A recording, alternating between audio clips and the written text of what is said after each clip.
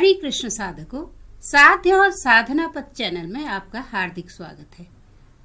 हम पढ़ रहे हैं गोस्वामी तुलसीदास कृत श्री रामचरितमानस की प्रथम सोपान बालकांड की दोहा संख्या 11 से आगे की चौपाइयाँ और दोहा संख्या 12। साधकों, पिछली प्रस्तुति में हमने कविता का गुण जाना था। गोस्वामी तुलसीदास जी कहते हैं कि कवित्व का एकमात्र गुण भगवान के नाम और गुणों का वर्णन करना ही है। आज की प्रस्तुति में गोस्वामी तुलसीदास जी अपनी नम्रता प्रदर्शित करते हुए अपने अवगुणों का उल्लेख कर रहे हैं।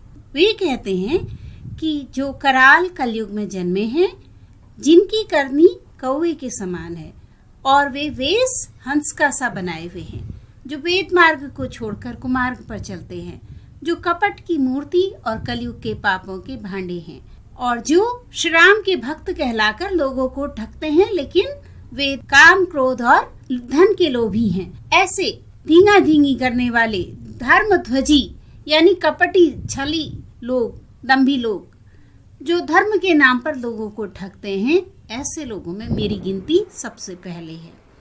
यदि मैं अपने अवगुणों को कहने लगूं तो ये कथा बहुत बढ़ जाएगी और मैं इसका पार नहीं पा पाऊंगा, क्योंकि मेरे अंदर इतने सारे अवगुण हैं। इससे मैंने बहुत ही कम अवगुणों का वर्णन किया है। बुद्धिमान लोग थोड़े में ही समझ लेंगे। मेरी अनेक प्रकार से विनती को समझकर कोई भी इस कथा को किसी प्रकार का दोष नहीं देगा। इतने पर भी जो लोग इस पर शंका करेंगे वे मुझसे भी अधिक मूर्ख और बुद्धि के कंगाल हैं, क्योंकि मैं तो ना कवि हूँ और ना कोई चतुर व्यक्ति हूँ। अपनी बुद्धि के अनुसार मैं भगवान श्री राम की गुणों का वर्णन करता हूँ। कहाँ तो श्री रघुनाथ जी के अपार चरित्र और कहाँ संसार में डूबी हुई मेरी बुद्धि। जिस हवा से सुमेरु जैसे पर्वत उड़ जाते हैं, उसके सामने रुई की गिनती कहाँ है। श्री राम जी के असीम चरित्र की कथा को रचने में मेरा मन हिचकता है, क्योंकि श्री राम की कथा अपार है, परम पवित्र है, इसलिए इसे कहने का मुझे यद्यपि साहस नहीं है। सरस्वती जी, शेष जी, शिव जी, ब्रह्मा जी, शास्त्र, वेद और पुराण, ये सब नेति नेति कहकर इनकी गुणों का गान किया है। उसके आधार पर मैं अपनी बुद्धि के अनुसार भगवान के नाम और गुणों का वर्णन करूंगा।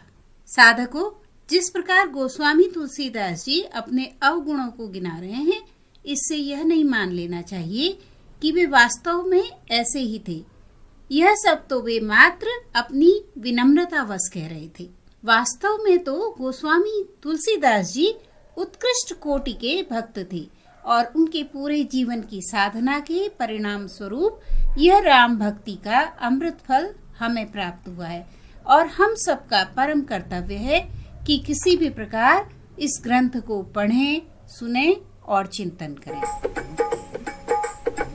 श्री राम जय जय राम, श्री राम जय जय राम, श्री राम जय जय राम, श्री राम जय जय राम।